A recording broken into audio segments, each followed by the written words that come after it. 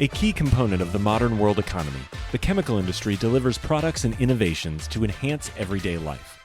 It is also an industry in transformation, where chemical executives and workers are delivering growth and industry-changing advancements while responding to pressures from investors, regulators, and public opinion. Discover how leading companies are approaching these challenges here on The Chemical Show.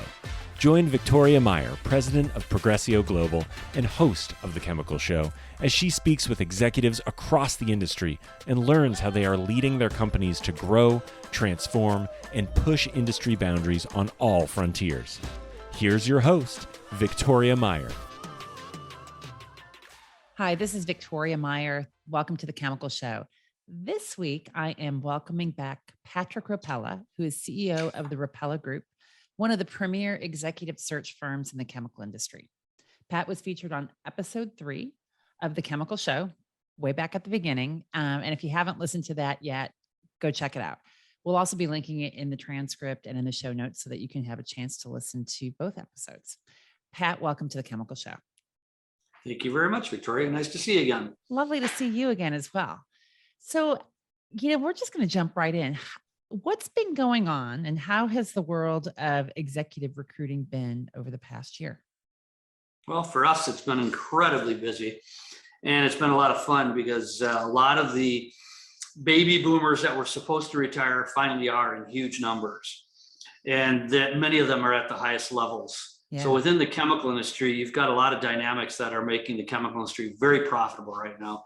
And most companies are having record years. Private equity is extremely excited about that. And of course, they're knocking on doors, looking for acquisitions in the chemical industry like I've never seen it before. All of the reports about acquisition numbers are off the charts. But along the lines of that, supporting the executive search business, often when a company is acquired, a lot of leadership changes are taking place too. Yeah. The leaders are saying, hey, I'm going to take my money and go do something else. I'm not sure I really want to work under private equity, but I was okay with being a part of the sale. Now I'm going to go work for another company. So there's a lot of movement. It's keeping us extremely busy. That's awesome. I think that's good for you, and it's good for people that are in the market for a new job. So that's a good thing. People who want to try new opportunities and solve new problems. Absolutely. So you've talked about private equity, and I know that you've been increasing your focus on private equity and board searches. So how has that grown and evolved over the past year or two? Yeah, I'll give you a little history and then dive into the present. For 35 years, we've been specializing in the chemical industry, and we're pretty well recognized now as the largest boutique firm on the planet focused exclusively on the chemical industry. For the first 10 years of the business, we focused on all the big dogs. We wanted to have the Dows and the BASFs and all the large Fortune 500 chemical companies as clients, so we could say on our website that that's what we're doing, with the best, most well-recognized companies. And we've done that very successfully. What we found in the next 10 years was a lot of really neat mid-market leading, mid-sized companies that were growing very fast that also needed our help. And we found them a lot of fun to work with, a whole lot less bureaucratic and often a lot more stable. The larger the company, the more likely people are promoting and moving and leaving. The smaller and more mid-sized companies are longer term focused. And we found that there was a lot more value we could create when placing senior level executives in those organizations, because it just makes a bigger impact when you bring in a C-suite leader or even a director, VP, presidential type of candidate. But of course, the challenge there was getting them to pay our fees at the level we wanted them to pay. They were sharpening their pencil on our contracts nonstop. We found that was, a part of a challenge for us. So we were ebbing and flowing, between the Fortune 500 and the mid-market firms up until more recently. Now we're 20 years in, going into the last 10, 12 years. Private equity firms start coming into the chemical industry in huge numbers, more and more all the time by the year. And as they're coming in, they're saying, hey, whoa, headhunters are extremely important to the acquisitions that we're making. So yes, we want the best search firms working with our holdings, with our C-suite leadership teams. And the leadership at these mid-market firms start taking a whole new look at using headhunters. Interesting. So as a result, in the last 10 years, our business has done a substantial shift from what was 80% Fortune 500 clients to now 80% mid-market leading firms, but with the majority of them being backed by private equity. So as we spent more and more time working with private equity, we started learning a whole lot more about what they need in not only their top leaders, but also in their own private equity firms, their own talent requirements within inside the firms, and how they go about finding acquisitions and deal flow. So over the last year or two, we've transitioned the company again to a substantially new forefront where we're now focusing on marketing C-suite leaders as backable CEOs, active chairman, operating advisors, going right into the private equity firms and leaving corporate America and now working literally side by side, joined at the hip with private equity. Interesting. So what does it mean to be a backable CEO? What does that mean? And that's what most people hear that term and don't really understand that it's a very unique role. You're not working as a CEO until you get an acquisition. You're working as a business development rep for all intents and purposes. But you're doing so with the understanding that as a part of a team, if you identify a company that would then be acquired, the private equity firms will pay you handsomely, very significantly, for bringing that acquisition to the table. They use a model called the Lehman formula. And the Lehman Group created this formula for compensating people who brought deals to the acquisition table. And once they close, it's a significant commission model that generates hundreds of thousands to millions of dollars in fees. So for an executive that is used to making hundreds of thousands, if not millions as a C-suite leader, but being able to do this work as a kind of a sole proprietor, entrepreneur from their own home, without all the headaches and the responsibilities of managing large budgets and people and all the problems that comes with that, it can be a really neat transition before retirement. Yeah, that's interesting, because I do think it's one of these things when I talk to people, and I've had some guests on my show have done something similar. So John Foley would be one of the guys that comes to mind who's is doing private equity. And I know he talks about how he searched for the right PE firm to partner with to go help go out and find things. But I think if you haven't done it, it's a bit of a mystery, even for a chemical executive who, has a ton of experience, has a ton of know-how in the industry. There's still a lot of mystique in the private equity world. Exactly. And if you haven't, worked for a private equity firm as an operating advisor over existing holdings, or been a partner of a private equity firm, what goes on and what work needs to be done to find acquisitions, to do the due diligence, to negotiate the deals, and then to, once the deal is closed, determine who's going to be the CEO and run it. There's a lot of mystery in there, and it's hard to know what it's all about. But what we've decided is that as an executive search firm, we're opening doors not only to the C-suite to help them with key hires they need to make, but as well when they're making career transition themselves and looking to make changes, we're there to help. But the private equity firms are also looking for a lot of help. And so we came up with this idea, let's provide what we call venture visions model to backable CEOs, connecting private equity investors to these candidates that, I'll give you a kind of an overview of what a backable CEO looks like. It's a person who's respected and seasoned, an industry CEO, CFO, or COO, typically one of those three levels or roles, with real strong integrity, IQ, EQ, there's no question about it, that they're in their space recognized as a transformational leader. They understand accountability, communication, and trust, and they just exude that type of skill set as a leader. And that's not everybody. There's a lot of people that we talk to that are good leaders that are in the C-suite, but will never be recognized by a private equity person as backable because they just don't carry those traits that are required. So you talk about a transformational leader, which frankly, it's a term that gets tossed around a lot. From your perspective, what does that look like? What are the characteristics that really make a leader, a transformational leader, and good for a private equity model? Yeah. Accountability, communications, and trust. How you act when you're under pressure. That's the foundation. There's a lot of different writing that's been done on transformational leadership that suggests there's 10 traits, there's 7 traits. There are a lot of different traits. You can measure them all.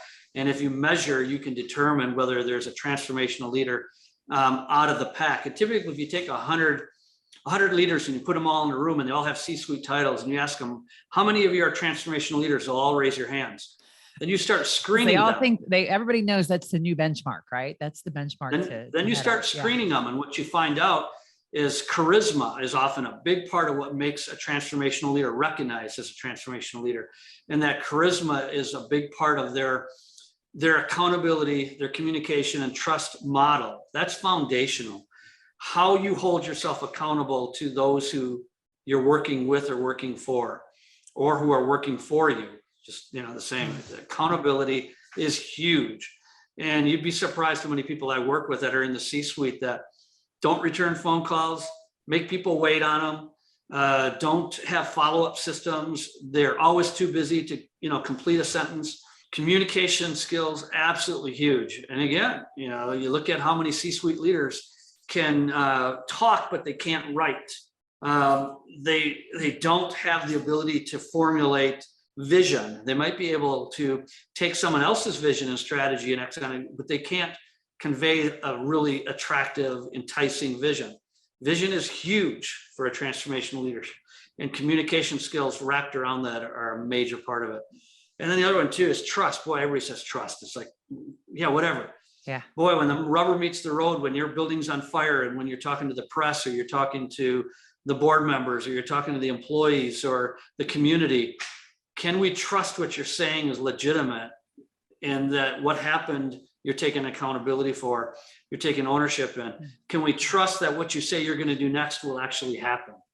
And you take just these core personality traits, for lack of a better way to put it, and you score these people in the room that all have their hands raised, you're lucky if 5% of them really are transformational. Interesting.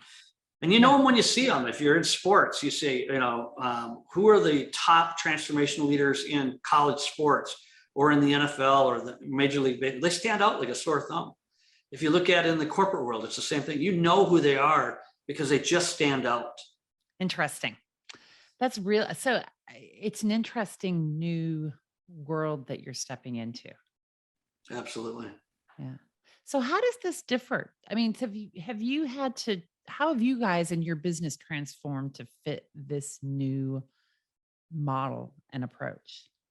Yeah. So what we found was that we were working with a lot of CEOs and helping them fill middle-level management roles to the C-suite. And occasionally we'd be working with some of the large companies on board seat roles. And that was for, probably 5 years ago, about 30 to 40% of our overall business was at that level. Now it's more like 80%. And we think that in the next year or two with the model that we're applying here, it'll be 100%. We've transitioned dramatically our average fee so that our average fee is now about 3 times what it was just a few years ago. Now, that's all kind of self-serving, and you might say, so what? Well, the point is, we did it through this focus by reaching out to CEOs and say, hey, do you understand what a backable CEO is? Do you understand what they do, what the role is? And many of them say, no, I have a friend of mine that works with private equity, but I don't really understand it. So we explained to them the role and the responsibilities of a backable CEO or what they call an active chairman, so to speak. And we tell them that, we're looking for people with these kind of traits, and we've got a list on our website. And all of this that I'm describing is on our new website for Ropella Equity Ventures. We say, if you're interested in being a backable CEO, this can be absolutely life-changing. The level of wealth you can generate working in the corporate world is significant at the C-suite. But once you build the bridge to private equity, the opportunity to make generational wealth is dramatically higher. And for those that can succeed in serving as a backable CEO, we'll support you. We'll screen you to determine if we believe you'll succeed. If we're convinced you will, we'll put you in touch with private equity firms that are in your space, that are interested in having an exploratory discussion with you about this kind of opportunity. And if they partner up with you and say they will fund your efforts to go find acquisitions, we'll open the doors at the acquisition prospects through the founders and the C-suite leaders there and help you have conversations 10 times as many as you'll get on your own. Because we've got a team of business development people that do nothing but call people like you, a CEO who's got some needs for executive search or for career transition. And oh, by the way, Backable CEOs is part of that equation now. Yeah, it's interesting. So I think that's really, I think it's great. I think it's a great approach. And I know that a lot of individuals, CEOs, other executives, as they're getting ready to leave their traditional corporate life, are trying to figure out what those next steps are and aren't always sure how to get there. One of the things that comes to mind though, Pat, is how do you manage and balance conflicts of interest, right? So in the sense of, and frankly, I guess this holds true across the job search spectrum and the executive search spectrum, right? You may be doing business with a company or have done business with a company to fill roles. And at the same time, there may be an individual in that company that's an attractive target to move on elsewhere. How do you strike that balance? Yeah, it used to be a lot harder than it is nowadays. Years and years ago, if you worked with a company, let's say I worked with Dow, we worked incredibly deeply with Dow, so much so that one of my favorite testimonial letters that I got from Dow was from Andrew Liveris about the close to 100 different searches we ran for Dow during his reign. That's impressive. And it was a massive opportunity while it lasted, but people come, people go. But during those early years, if somebody found out that while we were working for Dow, we had a candidate in our hip pocket that was from Dow that we were putting into some other company, we just get lit on fire. You can't do that no matter what. And what we'd say is, well, what you don't understand is in 9 times out of 10 cases, those people came to us. They reached out to us and said, I'm making a change because my spouse has got a new job in the East Coast and I don't want to be in Michigan anymore. Or there's a log jam in front of me. There's no opportunity for promotion. And I've been here a while and it's just time for something new. Yeah. And so we'd say, well, listen, we've got some opportunities where your background is spot on. But if anybody found out we were doing that, we'd get lit on fire. Now I have HR executives tell me, Pat, if we can't keep our people, that's our job. If we can't promote them, if we can't convince them to stay, that's on us. If I come to you, I'll have HR executives that'll come to me and say, Pat, we've got a search we need to run for a senior level role. And oh, by the way, if you hear of anything from me, keep me informed. Wow. That's just mind numbing. Wow. 15 years ago, they would never have trusted us enough to say that. But with LinkedIn and monster.com and, just so many ways for people to network and find out about opportunities through social media, et cetera, the barrier to that type of issue has fallen to the point where we never get asked anymore about that issue by the HR people who used to just drill us over it. That's Now, interesting. that said, I won't rate a company. If I've got a relationship with Dow and I'm actively working that relationship and we're being supplied searches and we know there's more coming, there's no way we're going to target that company because relationships matter. And so we have hands-off policies that say if we're working with a corporate organization, that whole organization is protected. Interesting. That's good. All right. So I have another question for you as it relates to, we talked about the kind of the characteristics of the transformational leader with trust, communication, and accountability. And I think this whole view of charisma.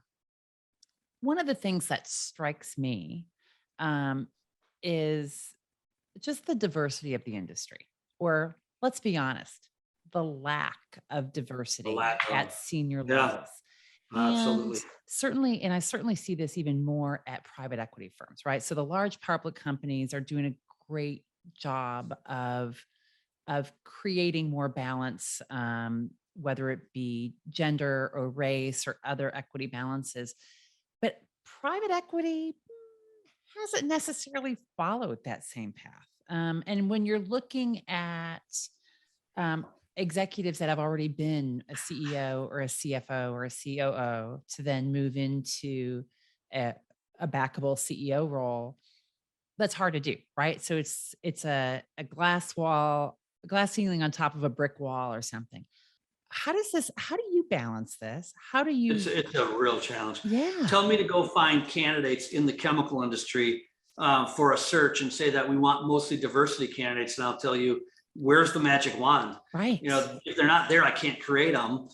All I can do is tell you that there are adjacent industries where there are significantly more diverse candidate pools. And if you're willing to be flexible, so if you're in the chemical industry and you're looking for somebody from the chemical industry and the diversity just isn't there in significant numbers. And oh, by the way, if I bring you a diversity candidate from any decent sized chemical company, what are you willing to pay for it? They're like, well, we have salary bands. We have, internal equity issues that we have to compete with. I said, no, you don't. You can't talk out of both sides of your mouth, because these candidates are getting 30 to 40% more because of their skin color or because of their diversity background, whatever it is. And they know it, and they can go talk to 3 other companies the minute they decide they want to make a change, and they'll have people knocking down their doors to get to them. So can you compete? Oh, well, we never thought of that. So how can you not think about it? In a market where the supply is extremely limited and the demand is really high, you can't force salary bands on that scenario. Yeah. So it gives them a little bit of a wake-up call. Everybody loves how candid I am when I tell them that, because I'm supposed to say, oh yeah, I can go get you diversity. I can tell you I can get you diversity if I go to consumer products companies. So if you're selling chemicals to cosmetics companies, let me go get you people from the cosmetics companies. They've got all sorts of great women leadership. They've got all sorts of diversity in some of the ethnic products care categories. Tell me you're making plastics and or plastics additives, chemicals for plastics, and you want me to go to the plastics industry. We're right back where we started. It's the same thing. It's hard. So certain consumer products companies are much better than manufacturers of non-consumer products companies, if you want to put it that way. Yeah. All right. So you brought up the salary bands. I'm going to ask you this question just because I'm always interested, and I know other people are interested.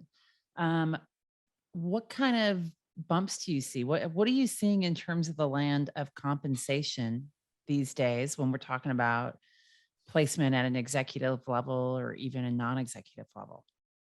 Yeah, we're primarily doing everything at the executive level. So I'm not going to speak to much below the VP level anymore, because we really aren't working on them at all, really rarely. But I can tell you that people who are making changes are seeing pretty consistently right down the line, at least a 20% increase on salary. If they're really well qualified, if they're not a job hopper, you can be a job hopper and move around, but that will, at the executive level, right below the C-suite ranks, come back to bite you, because people, are looking for succession candidates below the C-suite ranks. You can job hop all day long. You want to change every 2-3 years as a CEO and get away with it. But below the CEO ranks, everybody's clamoring to try and get people that'll stay for at least 5 to 10 years so they can promote those people to the C-suite. Got it. So you need to be careful. You don't jump around too much, even though that seems to be, for the millennials, the talk of the day. Oh, just change jobs every 2 years and you'll keep climbing. You can do that to a point. You start getting up to the higher level ranks, you got to slow down. Interesting. 20% salary increases are very normal. And we say that partly because, again, it's so easy to find alternatives. If you decide you want to look for a job nowadays, there are so many resources available to you that weren't there 10 years ago. LinkedIn barely existed 10 years ago. Right. Yeah. I mean, LinkedIn has changed the game in terms of dramatically identifying and engaging with contacts from other companies and finding candidates, et cetera. So look at this green circle around everybody's head that says open to work. How many people have that on there while they're currently employed at existing companies where they've been there 3 to 5 years and they got a green circle around their head? They're not unemployed, but they're open to work, and they're not afraid to say that. Yeah. That is unreal. I will tell you, Pat, my indicator when I look, if I'm following people and colleagues and friends on LinkedIn, is when they change their headline, and there's a distinct, when they've gone from being, VP of blah, blah, blah, to saying, transformational leader, blah, blah, blah. I'm like, oh, that person's looking for a job. Or right below their picture, there's a block in there that says what they're really good at and why they should be considered for. And it's no longer them talking about their personal brand. It's talking about, clearly, I'm looking for something. All you got to do is read this and you can tell. Yeah. And they're still employed. They're still taking a paycheck. Yeah. That used to be so frowned upon that people were scared to death to have anybody know they might be out on an interview. Right. Not anymore. Not anymore. Times have changed. Hey, gang, this is Victoria. I just wanted to let you know about a community that we've built specifically for the chemical industry and listeners of The Chemical Show. It's called The Chemical Community. A pretty direct name, right? The Chemical Community is a web-based community accessed right from your desktop or smartphone, built specifically to increase engagement between you and your peers in the chemical industry. One of the reasons I built The Chemical Show and now The Chemical Community is to create greater connection across members of the industry, to share stories, gain insights, to know more and to do more for each other and for our industry. When you join the chemical community, you become part of something bigger. Members of the chemical community share insights about trends and topics in the chemical industry, get early access to podcast guests, participate in special events exclusive to the community, get event replays, and much more. I go live in the community twice a month to engage members and facilitate dialogue across the group. This community is growing and evolving based on what you want and need. As one of our members, Dennis, has said, learning what's top of mind for other companies and industries generates the opportunity for new insights that I can apply to my own business. Thanks, Dennis. And as we all know, insights drive innovation, drive value. So, want to be part of the chemical community? Just head on over to thechemicalcommunity.com. The link is also in the show notes. Head on over there to sign up and start building a closer connection with your peers in the chemical industry. Thanks, and I'll see you there. So let's get back to your Ropella Equity Ventures and your Backable CEOs. So we've talked a little bit about how this applies to the CEO and the executive itself. What's important when you start talking about your business partners, the PE firms that are looking for candidates or heads of portfolio companies, et cetera? How are they responding to this and what's important to them? Yeah, if you take all the private equity firms, and again, you stick them in a room, and there's 100 of them in there, and you say, well, that's 100% of all the private equity firms. About half of them will use as their primary lead source investment bankers, company search firms, and large, supply networks. But they're mostly getting from them deals that are on the market, that are going through an auction, that are competing for interested private equity stakeholders. That's a lot of work. You put a whole lot of time in, and it's a crapshoot. It's almost like gambling with dice as to whether or not you're going to get to the finish line and get to acquire that business. The other half are saying, we're doing some of that because we have to, but we really focus the most on going after proprietary, passive deals that nobody's involved in yet. And that's where we're saying these backable CEOs have some real leverage and some value. If you take a person who's got a clear expertise in a particular lane, like let's say you're a chemical industry executive, now more specific. You are in plastics additives. Now let's make it more specific. Thermoplastic resin, really nailing it. Okay, there's a hyper little niche. In that space, you're kind of a rock star, aren't you? Yeah, I've been in that space for a long time. I climbed the corporate ladder through manufacturing, R&D, or sales. And so I understand all the different challenges within an organization. I made it to the C-suite. I worked with private equity. I've got a vision for what I could do to help other acquisitions that we might make to solve problems and to quickly grow their business, because I've been there and done that. That's the type of backable CEOs that we're working with. And I share that type of person with a private equity firm who says, we're interested in that thesis. The thesis is an interchangeable word for a business plan. We're interested in that thesis lane where this person stands out as a rock star. Now we just need to get them on the phone with the founders and CEOs of all those small companies that aren't in play. Yeah. They might be in 6 months, they might be in a year, they might be in 3 years. But let's get them developing relationships. And you'd be surprised how once you get them in conversations, and as a backable CEO, you're talking to them about problems they're having, and you're brainstorming them on solutions that you can help them provide. And then you're saying to Ropella, oh, by the way, they need a CFO. They need a vice president of R&D. And we're coming in and bringing value to the equation. That CEO that wasn't for sale starts to think, I trust you guys. Let me tell you about why I might consider selling. And all of a sudden, things change. Yeah. It happens a lot more than you think, where if an investment banker or a company search firm calls up and says, hey, are you willing to sell your company? Because we got buyers. You're like, leave me alone. I get these calls all day long. I don't want to talk to you guys. Bunch of hawks, get out of my yard.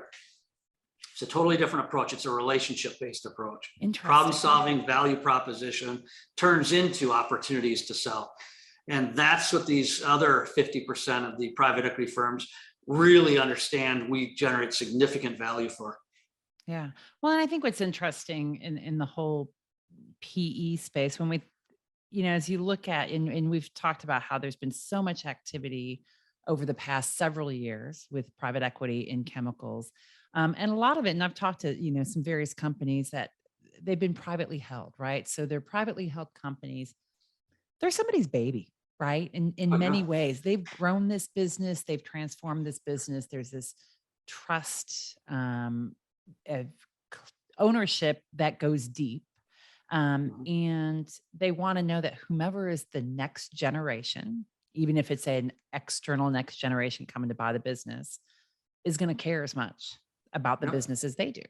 And yeah, when you're getting approached like a telemarketer, you're not quite so convinced. But when you can have a business leader that says, I want to lead your business, that's a completely different equation. Exactly. Yeah. Interesting. So one of the things we've talked about that people are talking about is kind of just the economic uncertainty. In fact, what somebody earlier today said, the economy and the chemical industry even is not at equilibrium, right? So we've had inflation, supply chain challenges, ups and downs of all kinds of varieties. How has this factored in for your approach, for your clients' approaches? Does it factor yet? Are you, it's not really anything that we're hearing much complaining about or much, about in general. When we went through the Great Recession, of course, we were hearing much more so long before the media was.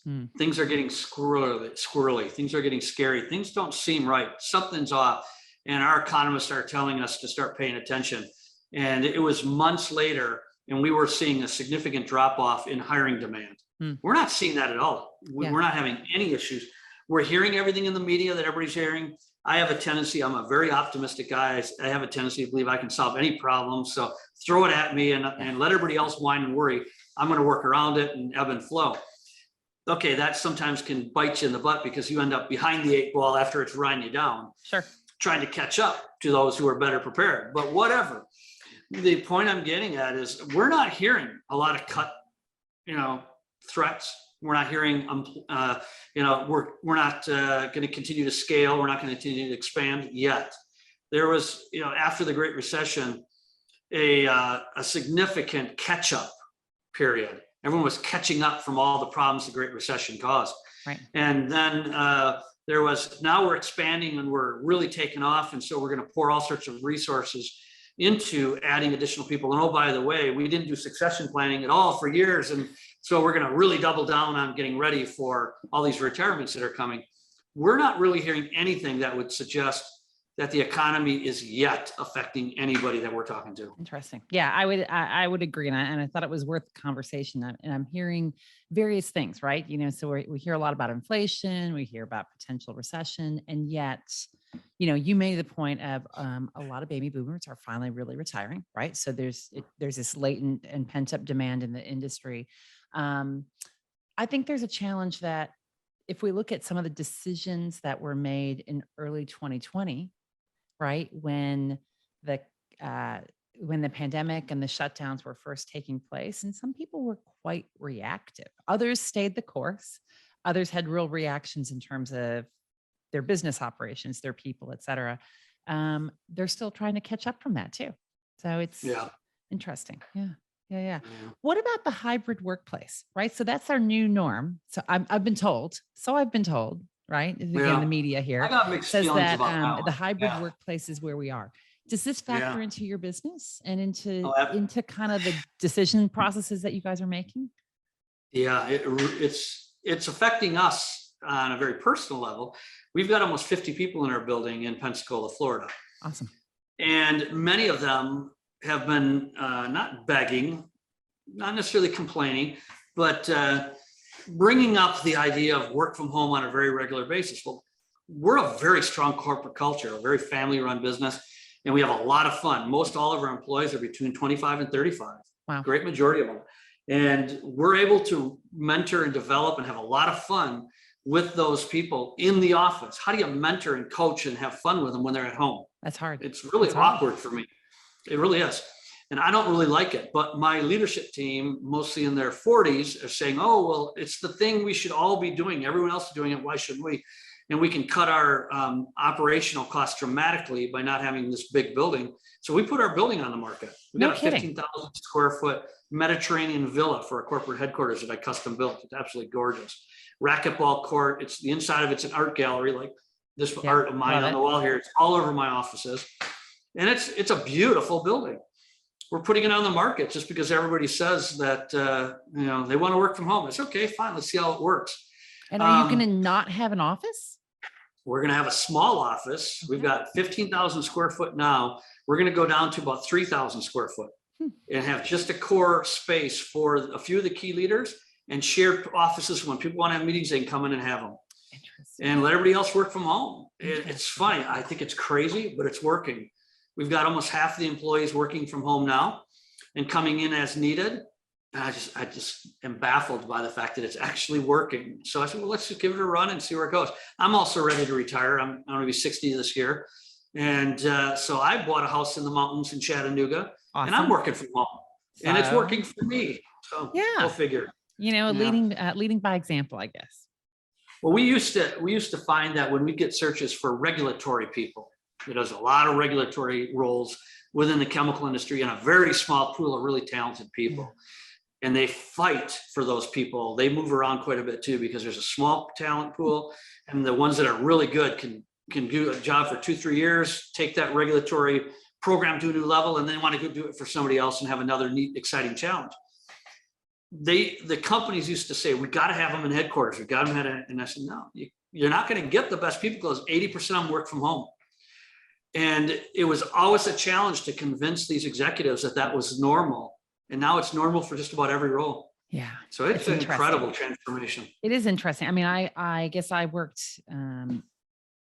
for years when I worked for Shell. I mean, we had flexibility. Most of my team was in Europe. I mean, it didn't matter if I was working from the office or working at home much of the time, right? So I guess I became accustomed to that flexibility. Go in when you need to go in, to work from home when you need to work from home. And now it's becoming a norm in a lot more places. As you say, I do worry about how you instill company culture. It's going to be interesting. Train up and create some of those connections for new employees. It's not easy being remote as a new employee, right? Yeah. So it takes some different techniques, I guess. Yeah, salespeople have always been in large numbers accepted for working at home, and nobody ever seems to question it. Yeah. Partly though, with them, their communications, gabby talkers, they love to get out in the community and talk to, at sporting events or at church or at the mall. They can go anywhere and make friends. So for them, it was always just normal. Yeah. But for R&D people, manufacturing people, how are you going to do that? Right. Robots, I guess. They'll make robots do all the work and they'll run them from home. I don't know. We'll find out. I think over the next decade, a lot of this is going to become more apparent in terms of just how it all shakes out and evolves. Yeah. So Pat, what's next for you and for Ropella? What should we be looking out for? Well, I figure we've probably got 5 more years before I exit. So I'm going to drive it hard and do everything I can to take the firm to the next level, and then I'll probably spin it out to private equity in about 5 more years. So anybody out there listening, practice in relationships right now. Hey, anybody out there listening who wants to acquire a search firm and run it and be a part of spinning it out to private equity, we're open to options. Awesome. We're growing extremely fast. We're doubling our revenue just about every year right now.